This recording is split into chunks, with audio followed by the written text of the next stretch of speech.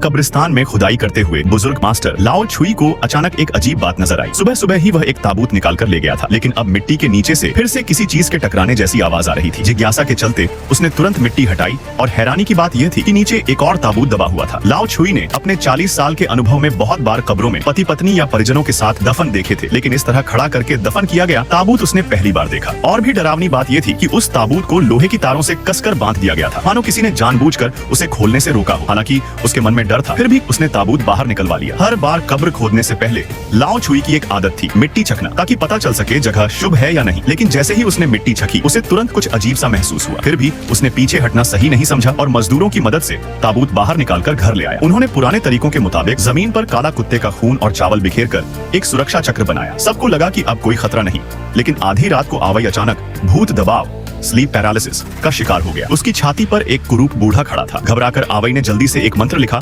और मुश्किल से उस छाया से मुक्त हुआ। शक हुआ कि ये सब उस ताबूत के कारण हो रहा है, तो वह तुरंत गोदाम पहुंचा। ताले बिल्कुल सही सलामत थे, कोई घुसपैठ नहीं हुई थी। लेकिन तभी दूर से सुअरों के चीखने की आवाज आई। खिड़की से झांककर देखा तो सारे जानवर भाग रहे थे और एक भयानक प्राणी ने चरवाहे को चीर फाड़ दिया था। जब सबने दौड़कर गोदाम खोला तो पाया कि ताबूत पहले ही टूट चुका था और लाश सीधे छत तोड़कर भाग गई थी। लाओ छुई ने हिम्मत कर कब्रिस्तान जाकर देखा तो वाकई वह प्राणी वापस कब्र में घुस चुका था। सौभाग्य से अभी दिन था, वरना सब खत्म हो जाता। रात को तैयारी करके सबने चेहरों पर मंत्रों से बने चिन्ह बनाए और जाल में फंसाने के लिए कब्रिस्तान में नमकीन मछलियां बिखेर दी। आधी रात को जमीन से निकलकर एक नुकीले पंजों वाला राक्षस प्रकट हुआ। छुई हुआ ने जल्दी से धूप और मंत्रों से देवता का रूप रचाया और उस राक्षस से संवाद किया। इसी दौरान लाओ छुई और आवई ने कब्र में मंत्र जाल बिछा दिया। पता चला कि वह आत्मा असल में 100 साल पुराना जापानी सेनापति था, जिसे तांत्रिकों ने घोड़े के शरीर और समुराई तलवार से जोड़कर हानबा नामक दानव बना दिया था। लड़ाई शुरू हुई। हानबा आग का गोला बनकर हमला करने लगा और उसके पंजे लाओ छुई के पेट में घुस गए। तभी आवई ने काले कुत्ते का खून उस पर उड़ेल दिया। लाओ छुई ने तुरंत अपनी पुश्तैनी पीछमुड़ तलवार आड़ू की लकड़ी निकालकर पूरी ताकत से वार किया और आखिरकार हानबा को खत्म कर दिया।